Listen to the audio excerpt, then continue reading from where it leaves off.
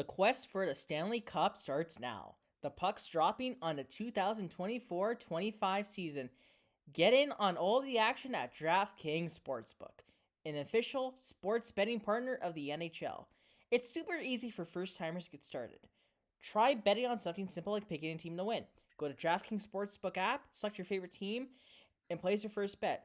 For example, tomorrow the Oilers play the Columbus Blue Jackets and the Maple Leafs play the Winnipeg Jets. Money lines are set at minus 270 for the Oilers, plus 20 for the Jackets, and plus 100 for the Leafs, and minus 120 for the Jets. You can also bet on players to score and goalies to make a certain amount of saves in the game.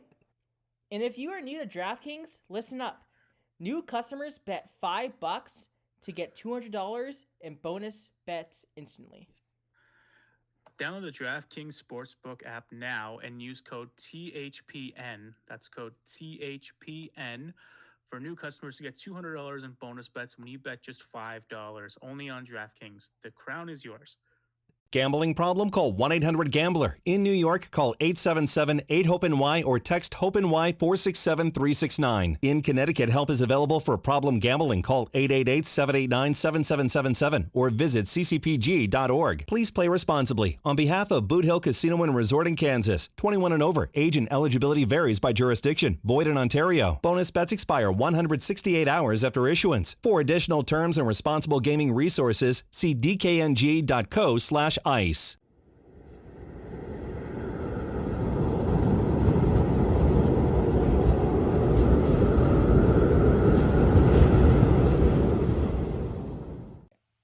Welcome back, everyone, to episode 104 of the Tundra Cast. Today I got Nick.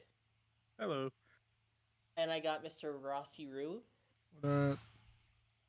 And we're about a month into the NHL season. Some wild storylines kind of going on to kick off the year. Obviously, there's the Avs going like 0-4 to start the year, and now I think they are above 500. So there's that. There's a lot of crazy games so far. There's been a lot of crazy stuff. Like Philip Gustafson scored a goal so early into the year. It's kind of making goalie goals less impressive now, considering that I think we've had one the last 3 seasons. I know Jari got one last year. I think Omar scored one the year before. It's kind of becoming a trend. It's not as special as it used to be, but it's still it's kind of like the Michigan, right? Like the Michigan goal just became a shot on goal eventually. So yeah, it was kind of going in that direction. Yeah. But yeah. Us three are going to come on here today and talk about our teams, the Penguins, the Predators, and the Edmonton Oilers. I know what team we're going to start off with first. Nashville had a pretty rough start to the year. I think they were like 0-4. No, they started 0-5. It was the worst start to a season ever, I believe. Well, in franchise history for you guys. Yeah, like in franchise history. But they have won 3 straight since then. Yeah. You can talk. I mean, what's your thoughts so far? Like, what's the issue? The issue with Nashville is obviously you have a lot of new pieces, and they need time to all meld together, right? Like, you're not gonna have instant chemistry between Stamkos and Novak. So you're trying to figure out what works. But at the same time, at the beginning of the year, Brunette, changed some of the lines up. It's like, while you do need to find new chemistry lines, like maybe putting Stamkos with Forsberg, because that might work better than the O'Reilly, Nyquist, and Forsberg line did last year, you need to at least start the season keeping some of those lines together and then work it in some games that are garbage time games or something where you can take the time to develop the chemistry. So yeah, starting off chemistry with new lines and everything's an issue. Nashville's been getting really unlucky. Like, I think just this season, not counting the third period of the Chicago game onward, because I don't have the updated stats for that, Nashville has hit the post or crossbar 14 times before that, Yeah. which is mind-boggling because if even 5 of those go in, we're looking at a whole different record. So a lot of it's been unlucky, and a lot of it's also been just a slow start from the guys that we've paid a lot. I mean, Brady Shea, he's gotten a few points recently. He had 2 assists last night, but he started slow. Marchessault started a bit slower. He got I think he got a point in the first game, and then he was kind of quiet. And then Steven Stamkos only has 1 goal throughout the entire season so far, which isn't good. I mean, I'm not expecting him to have like 8 by now, but not just 1 goal and no assists.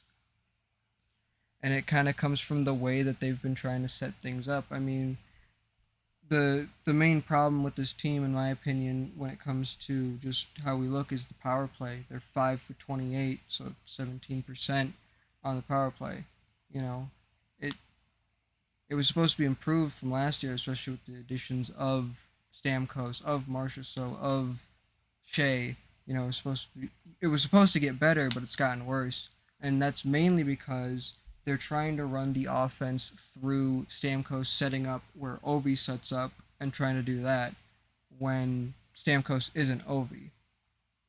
He was never Ovi. He's never going to be Ovi. He's not the guy that you do that. If you looked at last year, the majority of Philip Forsberg's goals and a lot of the goals that Nashville scored was right in front of the net, like right there.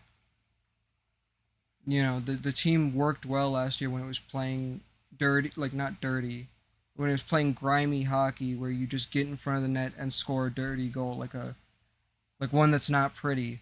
You just get in there and do your job. You don't go for highlights. And that was something Andrew Brunette said. The team is trying to outscore the teams they play. They're not trying to outplay them. They're trying to outscore them, which is a big problem because yeah, you can try to score as many goals as you want, but it's not going to work when you don't play defense. You mentioned the power play too, right? And I mean, last year they were middle of the pack. They were 16th in the league. Um, and I would argue the power play was what cost Nashville that series against Vancouver. Nashville had a lot of power plays, and they just couldn't score. And it wasn't like the Canucks PK was great. It really wasn't. And same thing this year. They're bottom of the pack, and you would like that should correct itself over an 82 game season, right? But if it doesn't, you probably want to change up, whoever's running the power play, change up some of the strategies. And I think one thing that is important to note is that 5v5 when it comes to the expected goals for percentage, um, per money puck, and I can double check on Natural Stat Trick as well. But Nashville's 7th in the league when it comes to their expected goals for. Um, but when it comes to actually converting on those goals for and letting in goals against, they're 30th, right? So that is a 23. That's a difference of 23 spots, right? They're converting on 32.26% of their goals right now. And that's with an elite goaltender like UC Saros and a strong defense core that has a Roman Yossi, like you mentioned, Brady Shea, Dante Fabro, Alex Carrier, you know, so there should be regression to the mean. They should theoretically improve. This shouldn't last because right now they're being compared to teams like San Jose and Philly and Ottawa, and Montreal, when we know they definitely aren't that bad. So like I just don't think they're this bad. They should correct these issues.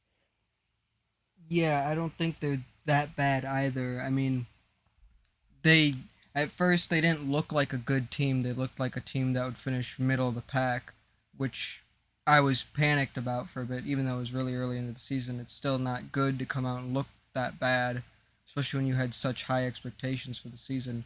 But now it's starting to look a little bit better. There's still a lot of big issues that need to be sorted. Like I was saying last night to you guys, that I don't care who else is on the ice with Philip Forsberg and Roman Yossi. That offense runs through them. Mm-hmm. If they are on the ice, they are the center point of that offense. And And that's the Sorry, just one little note. I did double check with Natural Stat Tricks.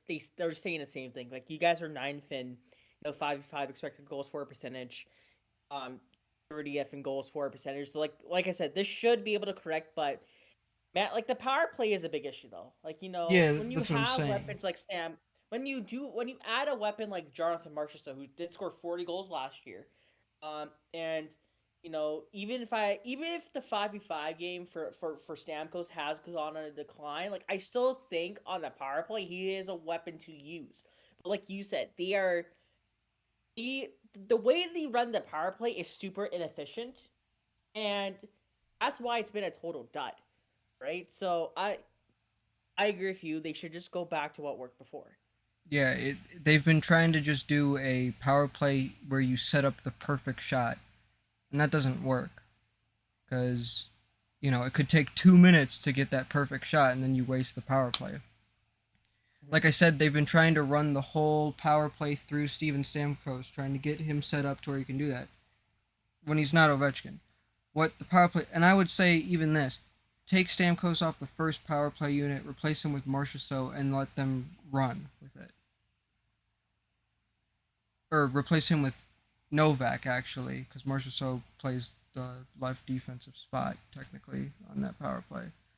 Um, yeah, replace him with Novak and let them get, in there, because, again, this power play, this offense should run solely through Roman Josi and Philip Forsberg. Everything should go through them like it did last year. Because you saw it in the game against Chicago. Nashville had nothing going for them at all. And then Forsberg went all the way from his own end by himself over to, Chicago and scored an amazing goal. And then that, re energized everything. It's basically a thing where if they're in the play and they're doing good, then they're going to score. But if you take them out of the play like they do on the power play, then they're just not going to score. That makes sense. I don't really have much Is to there add any? apart from. I don't really Yeah. have much to add apart from. I hope there's a U2 concert coming to Nashville pretty soon. Oh, They can God. cancel and they can get better. So Yeah, just do that um, I mean, again. if if there were like two per like, oh, my question to you is if you were to make a trade or call up a player from Milwaukee to jolt the roster, what would that be?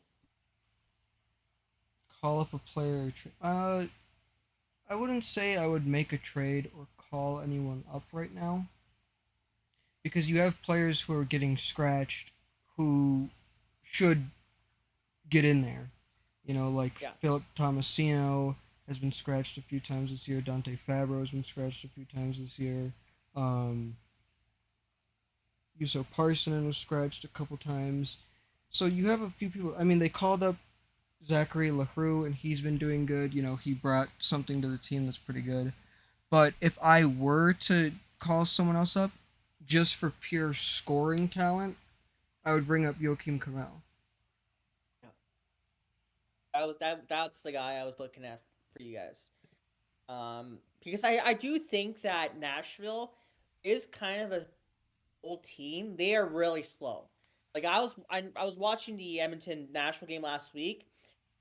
It was like two like retirement homes going at it, man. Like Nashville is so slow. They do need some speed in that lineup. They do need some youth. Um, but to your point, if they're scratching, like why are they scratching guys like Tomasino I was and just guys gonna like say that. Fabro? Like what's Burnett doing? Like what's the plan there? I don't know. I don't know if it's he wants to keep the chippiness of certain lines together, or if he wants to put Tomasino in a position to succeed, and there just isn't that for him right now on on one of the lines that he could fit on. But I do remember that he had Tomasino had issues with his conditioning last year, so that could be a factor. You think with the constant scratching of Tomasino and the fact that he took way too long to re-sign when it shouldn't have taken that long, that he could request a trade to seek more opportunity elsewhere? I think he could. It's definitely a factor. But at the same time, last year when he got called up, he showed that like I said, he had issues with conditioning. His body wasn't NHL ready, and I don't know if that's the issue still, but it needs to be something where you're ready to get that call and ready to go Mm. right away. And when you get an opportunity, you have to take advantage of it. And if you don't use that opportunity, then you're not going to get more playing time. So I think Right. that it's a fault on both ends. Again, Nashville has a really crowded lineup of players because they do keep like defensive minded players like Colin Sissons, Michael McCarron on the ice. But again, the second that you can get that opportunity, you have to take advantage of it. And that's just Yeah. something that he didn't do. Michael McCarron, by the way, Knights legend for Nick. Mm-hmm. Yeah, I think you kind of nailed it on the head for Nashville, and I don't know what else to really add on there. The Predators' next game, as of the recording day, is tomorrow against Tampa. So a reunion of Steven Stamkos. We'll see how that goes. Um, Please do I I something. would I wouldn't be surprised if Nashville wins that game tomorrow. I think Stamkos is due for a big statement game, and what a better is there any other place to do it than Tampa Bay? No, this would I be don't know. I the this would be the game to get your foothold in Nashville. Yeah. And then Thursday they play Edmonton again, so that's a no. Sorry guys. Sorry Oh, buddy. great. Uh we're like 14-0-1, like 14-1-1 against you guys in our last 16 games. It's absurd. Funny thing is, you guys used to own us. Like I think you Yeah, won like it's straight games between like we've 2010 and we've 2016, just and now flipped. we We've just just flipped flipped. who the belt to asser is. Leon Draisaitl hat trick. Yeah. Is there anything better than attending an NHL game live? I don't think so. All the endless action, the hits, the shots, the goals, the brawls, everything you can think about in a hockey game, while players are going a million miles per hour. My favorite memory of an NHL game was when the Oilers played the Rangers on November 2021. And up front, I saw Connor McDavid pull off the best goal I've ever seen live. Do you want to watch an NHL game live? Or maybe an NBA, NFL game? Or maybe you want to attend a concert or a show or something else? Well, then use Game Time. Game Time allows you to find better deals on sports, concerts, and more by creating the best deals for you. There are many ways to save money on tickets, no matter when or where you buy it. Game Time Picks shows you only the best values on tickets, including last minute deals on tickets right up to the start of the event, and even an hour after it starts. For example, on November 4th, the Oilers play the Devils at Rogers Place. Tickets can be found as low as $51. That is an amazing deal. Some of my favorite features on Game Time include getting a look of where you will sit before you buy with a view on the seats on the app. And Game Time also guarantees you the lowest prices with excellent coverage. Take the hassle and the guesswork out of buying tickets with Game Time when you create an account using code THPN for $20 off your first purchase. Download the Game Time app, create an account, and use code THPN for your $20 off your first purchase. Terms apply. Again, create an account, redeem code THPN for $20 off. Download Game Time today. What time is it? It's game time. Now let's move on to the Pittsburgh Penguins. They've Oh had God. an interesting road. They've had a very interesting road trip to say the least. Nick, any thoughts? We have terrible defense, very suspect goaltending. Um, it's just a cluster, no direction in coaching. Um, Vancouver's game, I watched the first little bit. Kind of flip back to it, back and forth. We had a good start, lots of shots. Obviously, Nedeljkovic was our goalie. We'll get more on that later. But just tons of odd man rushes and turnovers. If we don't lead the league in offensive rushes against that, I don't know who does, and I'd like to see them play because this was. I'm I'm kind of getting tired of our offensive defensemen just sucking at playing defense. Guys, the Chris Letang has his moments, Eric Carlson has his moments. Or like when we had Mike Matheson, for example, just a forward on the back end. Like we just need like a defenseman that can be reliable on both ends of the ice because there's too much in one direction that's happening in that back end. And like going to goaltending, like Tristan Jarry, not a good start at all. You want him to obviously be playing good, considering he's making more than $5 million for the next, I think it's like 4 years. Now Blomqvist had a really good game against Edmonton, all things considered. That was kind of a crazy game to watch as a Pittsburgh fan. Considering the shots were like 35-8 or something like that at some point. Yeah, halfway through the game, yeah.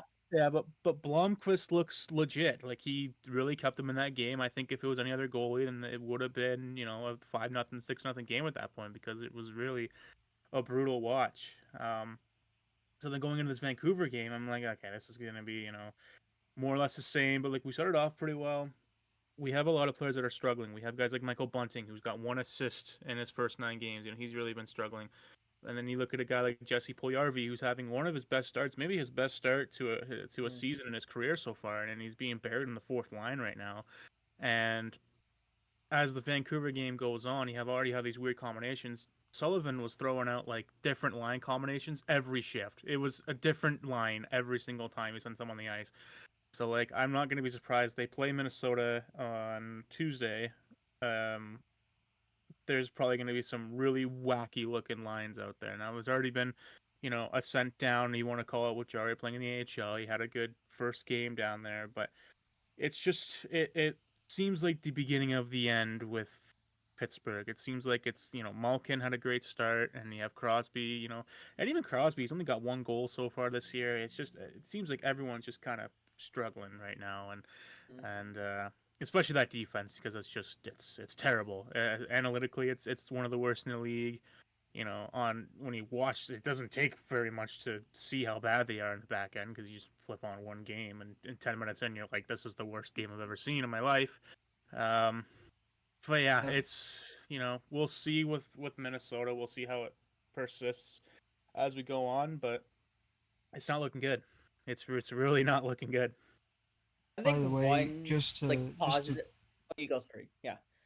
by the way, just to You go. affirm Nick's like what he said, the Penguins have given up the most shots on goal against. They have given up, I think, the most unblocked shots against.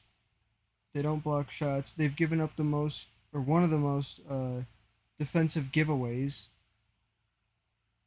And Crosby said it best. He came out and like in the interviews or whatever, and he's like, "Yeah, like no one's playing good right now. Like it's it's not our goaltending. It's not whatever. It's not one person. It's the team collectively. It's just not great at all right now. Also, Brian Russ got hurt again yesterday, last night against Vancouver. He didn't come back, so I mean, even Russ has been struggling. Like he's like, what, 4 points in 8 games? Like, yeah, he hasn't. I mean, he's getting a little older too, but like, what's he got? Yeah, about like 8 points in 2 games, in the what is it, 4 points in 8 games or whatever. But I wouldn't say he's like struggling. It's not the same Brian Russ that we've seen in previous years. He's scored at least. Like he's put up some okay numbers, but doing better than like Michael Bunting and Drew O'Connor, Michael. I like those guys in particular, but he's not like struggling, I would say.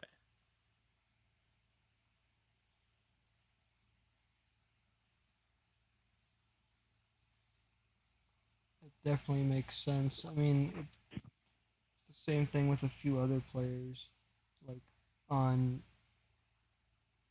different teams. We've just seen sort of slow starts from a couple guys that you weren't expecting it from so far this year, which is definitely adding to the craziness of the year. But Well, I knew the defense wasn't going to be great, but like I didn't think it'd be this bad to begin with. I mean, it was just like one guy, early season rust, but sorry. Just one guy I want to no. mention on the back end that I do think has been a positive for Pittsburgh is Jack St. Ivany. I think he's been solid for a rookie guy back there. I think just watch him against Edmonton. He just he seems to be a good defenseman.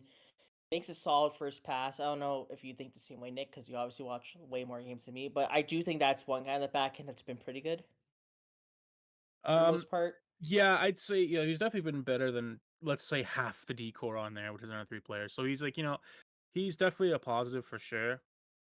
It's just hard to really stand out when you don't play a lot of minutes and the rest of the Yeah. decor is really bad. But you could say he's a positive for sure as a depth guy, almost like a Chad Ruhwedel when we had him, right? Just sort of playing, Hmm. bottom line, bottom pairing minutes, but kind of making an impact that way.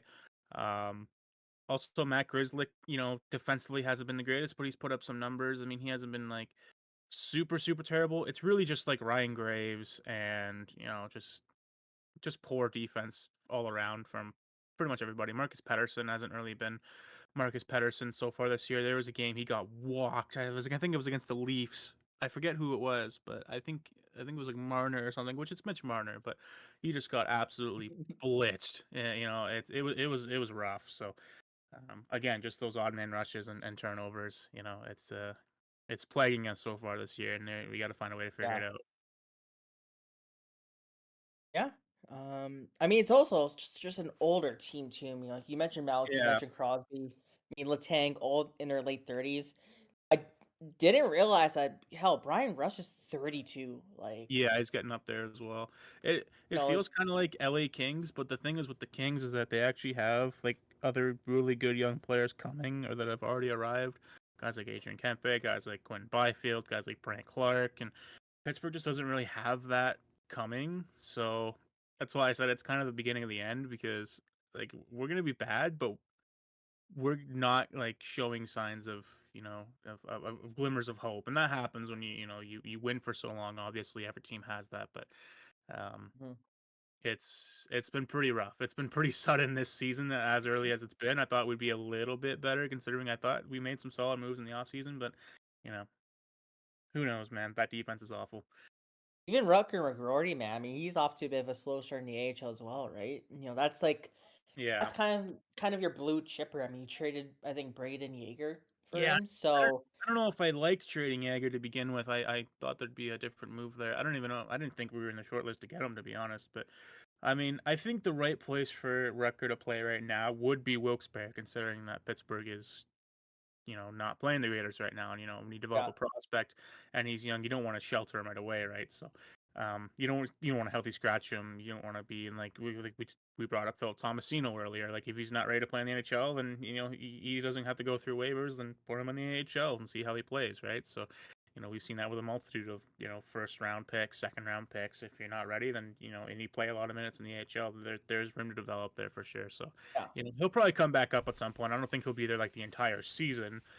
I just think that, and maybe that's a spark that they need. Maybe they bring up Rutger again, and they're like, hey, like let's slot him in the third line somewhere, see how he performs, and go from there type thing. But um, it's not going to solve their defensive woes. But I just think like some type of mix like that might help Rutger and help the Penguins as a whole as well if he can hit the ground running. So Do you think Pickering might make his debut this year then, if the backhand continues to be this bad?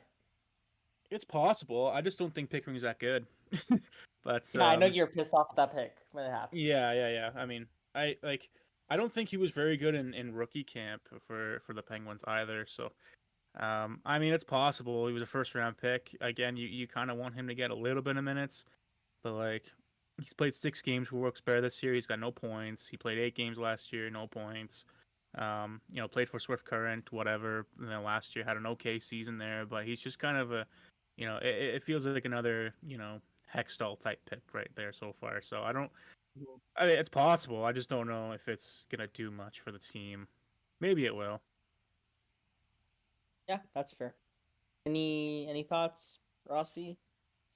No, not Anything else to really. I add on? mean, definitely there's a lot of issues on the defense for Pittsburgh, and I think it's the fact that there's so many offensively minded defensemen that it hurts them a lot, in my opinion. I mean, Well, Letang's been doing it for years. Like he's my biggest like love hate player in the history of hockey. Like especially like during the playoffs, he would make like this ridiculous like head fake play whatever, and then just be sort of brutal. Like his reads were all wrong.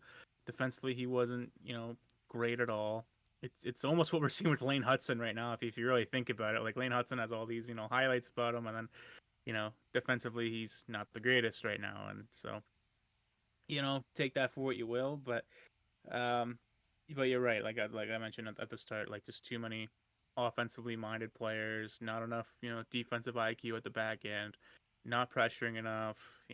We need a guy there that's going to be good in all ends of the ice. We have three guys that are great defensively, three guys that are great offensively, but it doesn't mix in that decor right now. It's a problem. And just one more thing I want to bring up. You mentioned obviously Mike Sullivan, kind of doing these weird decisions. He's had such a long history there. Probably their best coach in franchise history, I would say. Um, you know, would you consider firing him?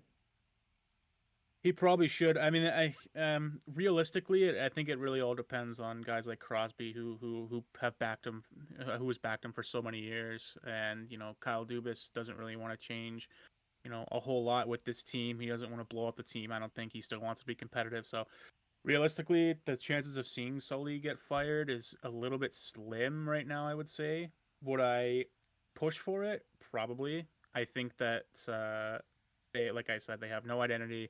They just seem dead when they're on the ice. They're not really playing to their strengths, and just the body language as a whole is pretty bad. And you kind of wonder if they've kind of given up on Sully. He's been there for so long, and it's not like a coach like John Cooper, where he's been with the team for so long, but he's also so well respected, and he has methods that still work with the Tampa Bay Lightning, and they're continuously good every single year. And, with Sullivan, it seems like a lot of what worked 7 or 8 years ago just doesn't work anymore, and the game's different. It's faster. Yeah. And that'll happen. So you know you kind of wonder if that's a good option for Pittsburgh to just kind of see what's out there in terms of coaching and what else can be brought to the team, because it's a different team out there. So I'm gonna be back in 2 minutes, guys. So just if you want to talk about another team, maybe like Colorado, we'll do that, and then I'll jump on for Edmonton. So sorry, guys, 1 sec. no, it's all good. Uh, Obviously Colorado got to that 0-4 start, but I think they're 500 now. Shay said. yeah, they're four and Let me just four double check now. here. They're 4 and 4. 4-4. I'm not really the biggest Colorado fan. My stepdad's family a Colorado fan, but um, Georgiev was not playing well at all. I think he was like an 800, Uh, maybe even like 700. He was really bad. he currently has an 810 save percentage and a 4.99 goals against average. Yeah, that's awful. But And Anderton's, I think, has been playing, and he's been playing well. yeah, he's been playing well. And I believe if you look at Money Puck and you look at goals saved above expected, Alexander Georgiev is last with a negative 9.9. That's crazy. I mean, I don't really pay attention to those stats very often. I'm not like the most analytical minded person in the world, but that is a crazy stat. I don't think I've ever seen it that low in my life. I can't remember the last time I saw it this low, this fast. I mean, it can get pretty low. Like last year, the worst was negative 18. Okay, yeah. It's weird. I feel like that stat's weird. Like you need like a certain amount of games to have it. Yeah, it's an addition over a accurate. season, so Yeah. But yeah, that's an awful start for Colorado. But like guys like Cale Makar doing Cale Makar things, like offensively they're still a good team, and it seems like Anderton's going to be the starter for now. We'll yeah, see how that goes. But if he's supposed to start tonight. yeah, and why not run with the hot hand, right, when you have Georgiev there? But if you don't, if he, Anderton falls back down to earth, then like what do you kind of do at that point? Do you go back to Georgiev? Do you continue with Anderton? I think that's you going to need to be make you need to make a call up or you need to make a trade for a goalie. That's possible. I don't really know what goalies are out there apart from like maybe John Gibson, because he's been in trade rumors for the last 15 John years. Gibson is going to have to be who they go for. Yeah. I don't really know who Colorado has in their depth chart when it comes to goaltending, to be honest. They have to have at least one guy that like could be called up for Colorado if they have to do it, if they ever get in that situation. But yeah, just a weird start for Colorado, and but it looks like they're turning a page there. We also have San Jose, who we kind of knew would be really bad, but I think they're 0-9. Oh, Obviously not 7 great. and Guys 2. like 0-7-2. Obviously, guys like Tyler Toffoli are already kind of pissed off with the team. He's been there for 9 games. I mean, I don't know why you would sign San Jose to begin with, but um, yeah, not great. I think even like last year, I don't think they were 0-7-2 to start the year. I think they're worse They're this year. 9 and 2. They're Are they 9 and 2. were they 0-9-2? Yeah. Oh man, so it's looking like more of the same then for San It's Jose, like, which but again the I thing with San expected. Jose, the thing with San Jose is that they were supposed to be improved this year. You know, you Yes. mentioned Toffoli. They've added Venberg. Um, brought back Goudreau. You know, Celebrini hurt right now, but no, he'll be back. He'll be back. You know, they have Will Smith. They upgraded the back end. Like, you know, this wasn't supposed to happen again. And Will they Smith is fired their struggling. coach. Yeah, Oh yeah, Smith's been pretty bad to start, but he's like 19 years old, so we'll see what happens when not too Celebrini worried about comes him. back. Celebrini, I think, is still hurt, so like maybe when he comes back, maybe there'll be some flair in that offensive end. But yeah, they're not great right now at all. It's not a They're good about the sign when same your as they were. it's not a good sign when your best offensive player is Mikael Granlund. I He wonder if was they good bring last Askarov year. up. Well, yeah, he's good last year, but again, it's not a good sign when he's your focal point of your offense. Yeah, that's true. And yeah, like you said, Askarov, should get the call. Both Blackwood and Vanacek, have been really freaking bad. Oh, that one highlight of Vanacek trying to come out and Oh save the yeah, puck was pretty amusing. I saw that today, and I was See just that? like, "What?" I was like, "What the hell am I watching?" Like, They also spelt his name wrong on a jersey. oh Yeah, I yeah, saw and he that. wore that in a game. My question is, when does San Jose play Edmonton? Because we're probably gonna give them their first win of the season, just like last year, That's a which good was question. not fun. Which was not fun. December Maybe 21st. There we go. That's the Sharks' first win of the year. December. That's a Um, we go long that way long. away. That is a long time. The White Sox of the NHL. Oh my God, the White Sox. um, if there is a positive take from San Jose, Zetterland has been pretty good. He only has 4 points in 9 games, but the guy shoots the puck a lot. He's kind of been driving their offense too with Celebrini out. So there are like very minimal bright spots, but still bright spots for the Sharks. Um, they got a bright future. Like within 5 years, I think you'll be calling them Stanley Cup contenders, just with the roster they will have in the future. But yeah, man, they might somehow finish with a worse record than last year, which I don't know how that's possible, because that team is garbage. So we'll see. We'll see what happens to San Jose. When's their next game? I think They it's play. tomorrow. They play tomorrow against Utah, so we'll see what Ooh. happens there. Oh yeah, how Uh, about Utah? Utah was off to a good start for a little bit too. they're kind of Won their first few games, but they've really fallen off since then. I'm yeah. noticing now, Their goaltending hasn't been good this year. which Ingram's is been pretty solid, no? No, I mean, Oh yeah, he's. Oh wow, yeah, he's been yeah, yeah, good. yeah. yeah. Okay. Well, I Uh, mean, yeah. let's talk about the We'll see what Matthews. happens. Oh, Yeah, you we want got to to take? go to the Leafs. Okay, sure. Yeah, sure. They suck. Like who Yeah, who could have seen this coming? All these I Maple saw. Leaf fans getting all giddy about Berube coming in as coach. Nothing's changed. Still the same team. No, he's a bit angrier than the previous coaches, and he likes to yell at his players. But it doesn't really do much on the ice. That Matthews giveaway last night against Boston, Awful. what was that? Like, actually, like, what was that? I'm not even a Leafs fan, and I was pissed off at Matthews. I'm like, what are you I doing? know he gave the puck away and then he I, just didn't even try. I don't know what it is with the Leafs against Boston, man. It's like there's just like this puppeteer that just like takes over in their minds, and they're There's like, like oh, yeah, there's like some switch in their brains. Like when they step outside The the TD evil takes garden, over. it goes off. It just turns off. It's like Like you know, like Matthews has 7 points in 9 games. The guy just got named captain. This is the first year of his new contract. Like man, like what a great showing from you so far. William Nylander's under point per game. Their highest scoring forward right now is Mitch Marner, who only has 10 points in 9 games. And by the way, Mitch Marner isn't a contract year, so if he finishes as the Leafs' top scorer, his price is going to go way up. And, Oh yeah. and surely Maple Leaf fans will take that well. And you know what? They're kind of old as well. I'm not going to lie. Like, They're Tavares is getting kind of getting. Tavares is up there in age, and the guy can't skate at all. Like, he's painful to watch. They added Ekman Larson over the offseason. McCabe's kind of in his early 30s. Pacioretty's old out there. He's a pretty bad skater too, man. Like he sticks out like a sore thumb out there. Like they never play their young guys. Like why isn't Nicholas Robertson getting more ice time? The guy has an insane shot. He's getting 11 minutes of ice time, buried in the bottom six. Like it makes no sense. They banished Timothy Liljegren to the press box. He's played like one game. Yeah, he's probably gonna get moved. Yeah.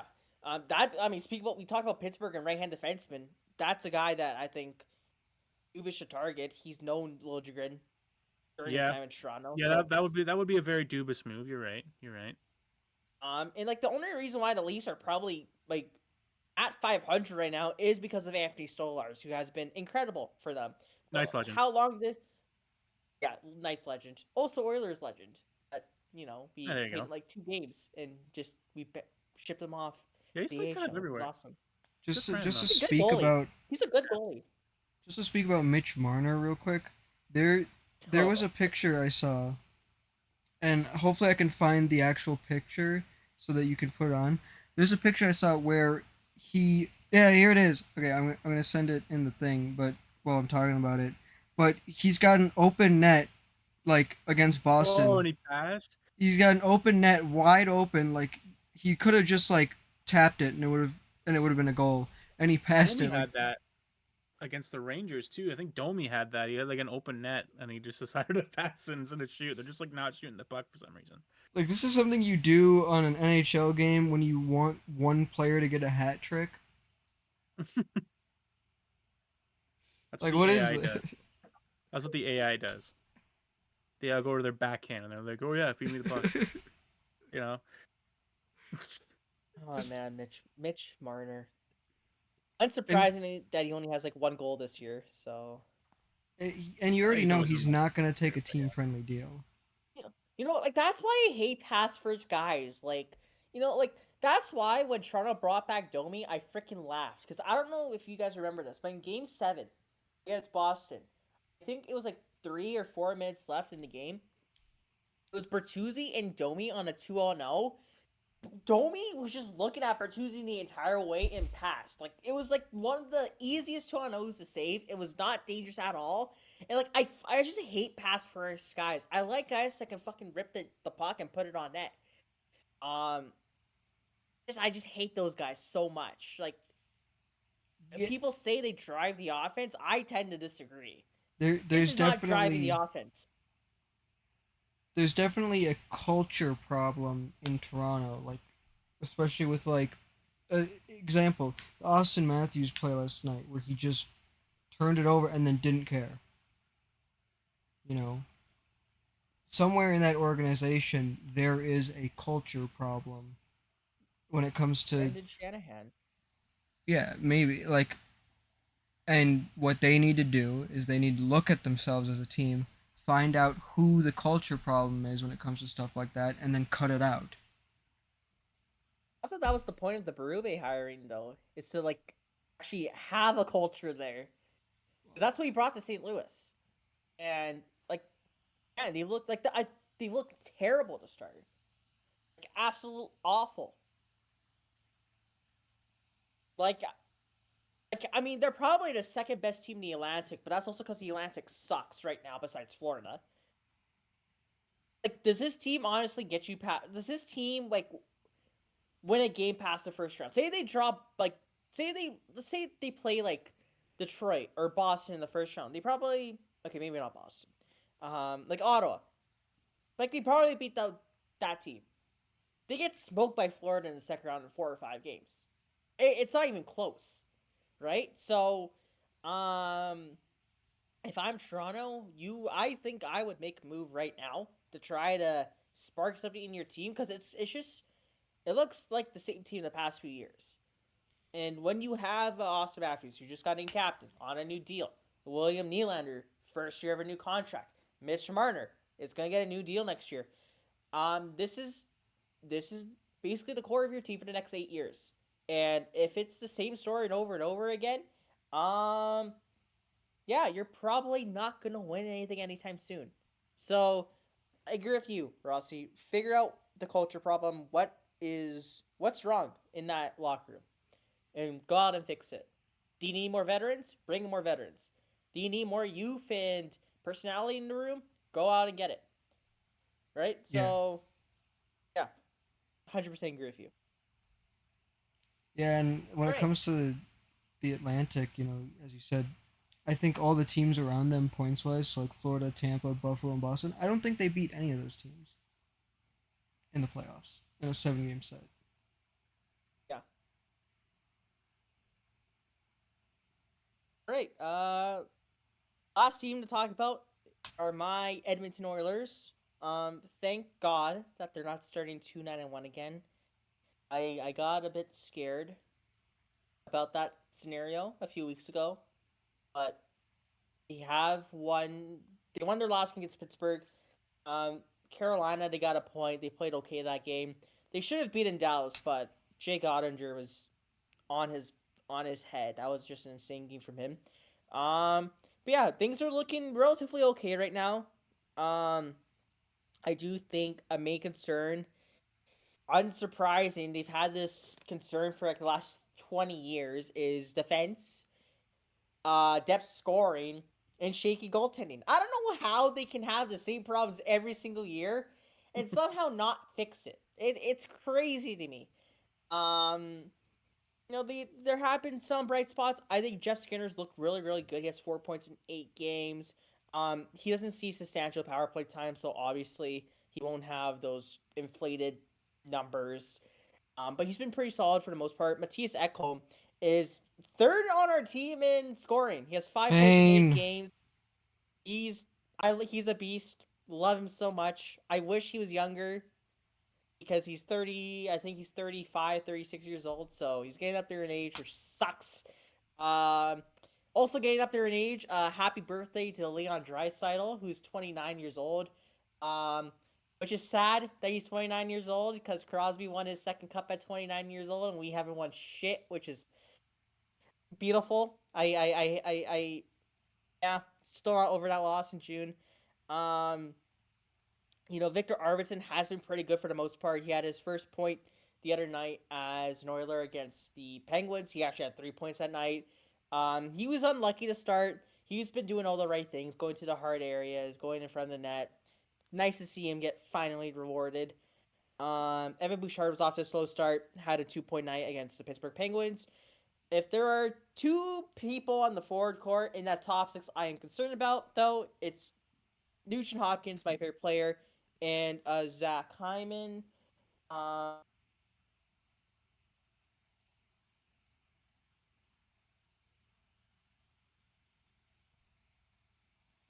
He just cut out. He's unmuted. Anyhow. Yeah. Sorry guys. My bad. It's all good. Yeah, so 2 guys I'm worried about right now are RNH, my favorite player, and Zach Hyman. And Nugent's playmaking and his play driving skills have really declined over the last few years. He's still a good complementary guy to play in your top 6 on the wing with either 29 or 97. But man, he looks old out there. Like the skating has really declined. Can't really pass the puck as well as he used to. I remember earlier in his younger days, like the guy was an insane playmaker, and now like the passing's kind of declined. He still has a nice wrist shot, but he doesn't really seem to use it. And he used to be the guy that honestly kind of drove our power play. I know people kind of think McDavid and Draisaitl do it, but over the last 5 years, the power play has actually gone really downhill when RNH isn't on it. But I mean, this year he is the one who's dragging it down, and like Zach Hyman just can't finish his chances. And like I think people did expect regression because like there was no way he was scoring 54 goals again. But I thought he would still be in line for 30. He might not even get 20 right now, That could all change tonight, obviously, when they play Detroit. But one assist in 8 games for a guy who's been a staple in your top six. Kind of one of the main reasons why that they are 3-4-1 right now. And like I said, the defense is pretty much terrible. Besides Ekholm, Bouchard, and Kulak, Nurse has had some good moments this year, but he's still kind of been mid. And same thing. Goaltending is so shaky. What Stuart Skinner are you getting? The last 3 games, he's been really good. Before that, he's been really bad. You don't know what type of goalie you're getting in Stuart Skinner. That this was pretty evident during the playoffs. LA, he had a great game 1, a shitty game 2, was stellar the rest of the series. Vancouver, he was god awful. He didn't start games 4 and 5. That was Calvin Pickard.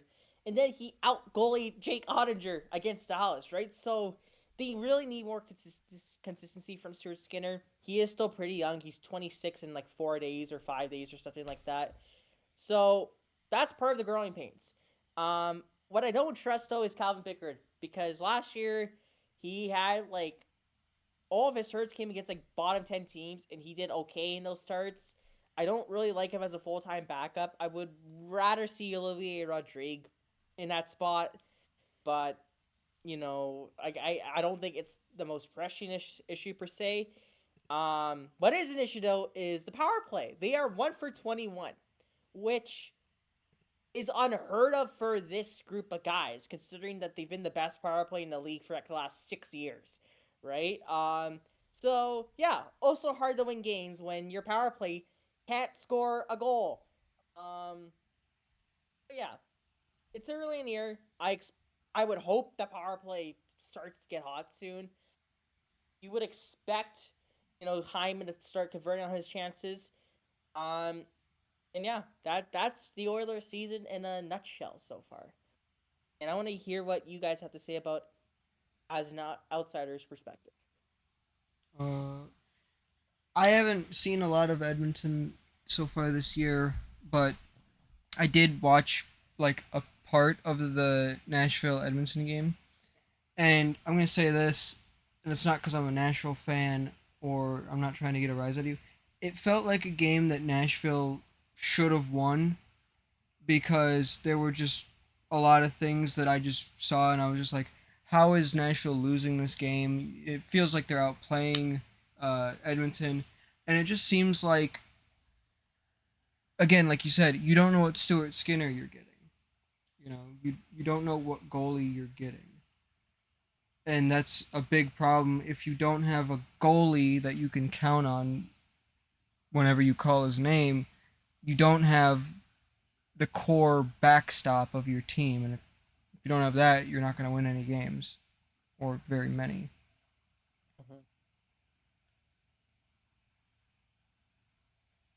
Nick, any thoughts?